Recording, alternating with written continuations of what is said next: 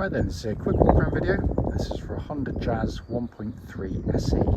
Finished in this lovely sporty blue metallic. Car's covered, I've just completely forgotten, I think it's 55,000, but I'll check when I'm inside. Complete brain fade. I try and do these videos when it's slightly cloudy, but the sun's in and out today, so I do apologise, but it's a very, very nice looking car. Fully serviced all the way through. Very nice condition, certainly for a 9-year-old car. Front of the car, good looking cars for this vintage vehicle. The lights and lenses are clear and intact. No cracks, no condensation. Bonnet very clean. Any stone chips are very, very minor indeed. Near side of the car, nice and smooth on the panel work from what I can see there. Excuse a bit of mud splash. Not like I do at this time of year. It's been biblically horrible this winter in terms of weather. Rain. Back. Parking sensors again fitted to the car, which is always nice. Back of the car, again, generally very good indeed. Opposite of the car, passenger side, sorry, driver's side rather, again, very good.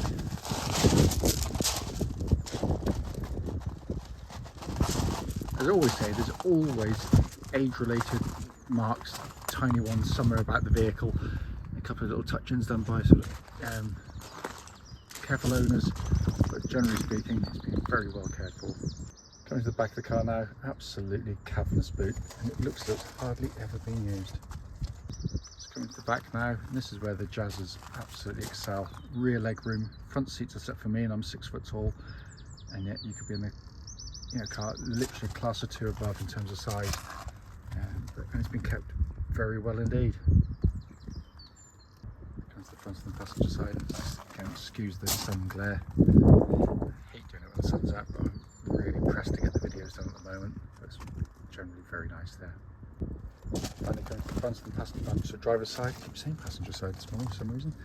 Footwell area is nice and clean. There is, by the way, a full set of original mats for the car, which in my rush this morning I forgot to put back in, but they do come with the car. So inside the car now, engine's running through the section, so dash is illuminated. Really nice interior in the car, beautifully put together as you expect of any Honda. Come to the main dashboard binnacle, and I think I guessed right.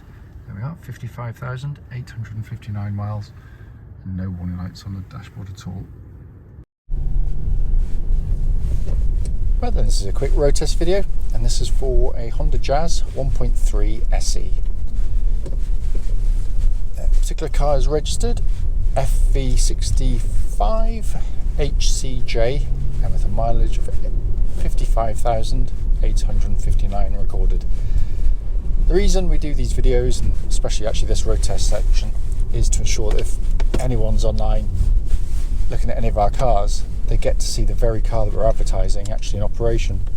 The reason we've always felt it important is because unlike like so many people, we've been to see cars which have looked absolutely fine in photographs or description given, but then to get there and drive the car and find out it's got an obvious fault that shows up as soon as you drive the car.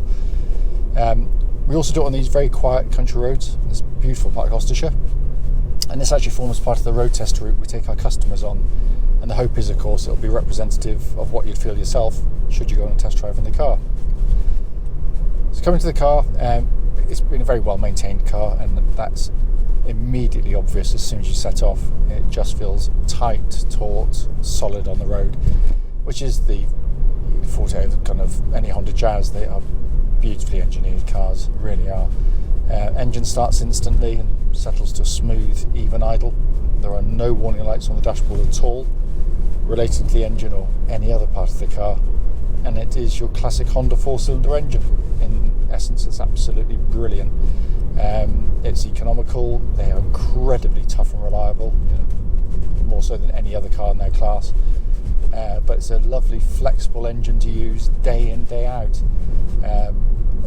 30 miles an hour in the village here, straight into top gear, pulls without any kind of fluster, doesn't struggle, but when you do put your foot down, if I drop it down a gear, you've got that lovely induction noise you get from Hondas, sweet engine note as it picks up the revs, So it encourages you to use the revs rather than sort of assaulting your eardrums with thrashy sounds from, you know, poorly engineered engines.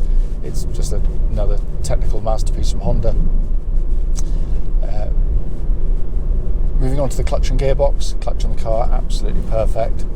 Slick, smooth, bite point is exactly where it's meant to be. And then you come down to the Honda manual gearbox, which, like their engines, they are renowned for the quality of the gear change and the reliability.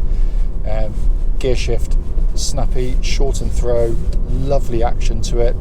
It's just beautifully done. In a world of vague, lifeless gears engaging in cars, which, you know, they do the job but nothing else, this actually is rewarding to use, and it feels exactly as it would have done when it was new. There's just no wear in it at all.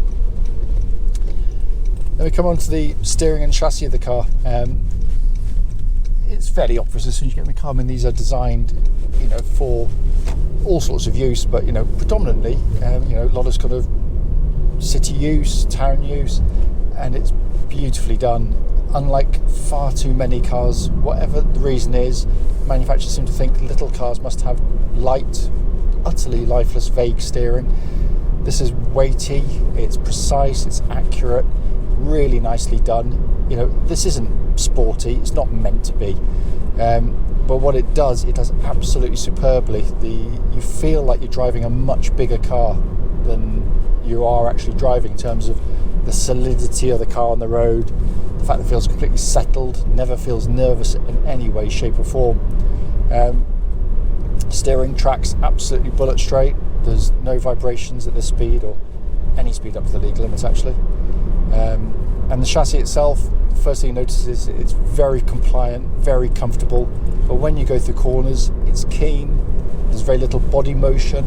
It loves to change direction, so it manages to achieve both, which is a very, very hard thing to do for manufacturers, because you know, you tend to get one or the other. Yet this, but Honda have always done it with the Jazz. It's always been a wonderful car, which is why they're relatively expensive compared to some of their competitors. You know, because they are much better made, much more reliable, much more space to them, and nicer to drive generally. So it ticks pretty much every box going. Suspension, by the way, exhibits no clonks, rattles, nothing at all. It feels as tight as a drum on the road.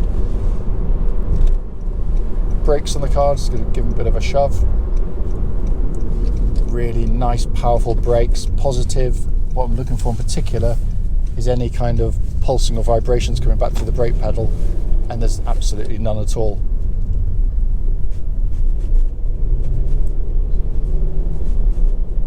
And then finally, coming inside, the things that people always love about the Jazz, you know, obviously they are beautifully put together cars. There's no squeaks or rattles in the interior, but when you get in it, straight away you feel at home.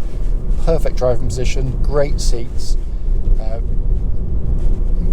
unbelievably good visibility all around, so you immediately feel very confident when you get into the vehicle, for manoeuvring, reversing, whatever you're doing on the road. Really huge windscreen, almost like a sort of MPV type windscreen. Again, it just gives you this wonderful panoramic view out the front of the car. And then you've got this dash, which is, by comparison to most modern cars, incredibly simple to navigate your way around, and beautifully done. All the switch gears of the highest quality as you expect of any Honda. Radio and information screen there working exactly as it should. Climate control systems, or air conditioning system rather, down here, which pumps out ice cold air, by the way. Checked that in a nice warm workshop earlier on. And then you've got your dash binnacle in front, which is your classic Honda dials. It's simple, legible, just look at them. Detailing, the graphics are really nicely done. And then you've got this lovely steering wheel, feels nice in the hand as well, with multifunction, cruise control all working perfectly, auto lights and auto wipers again all working exactly as they should. These really are quite special cars for their category. I can't think of another manufacturer that gives you such high quality. The engineering in this, you know, isn't cheapened because it's, you know, at the entry level to their product range. You it feels as wonderfully well engineered as any of their cars, and that's a testament to Honda. That's what they do. I can't fault it. Drives absolutely beautifully.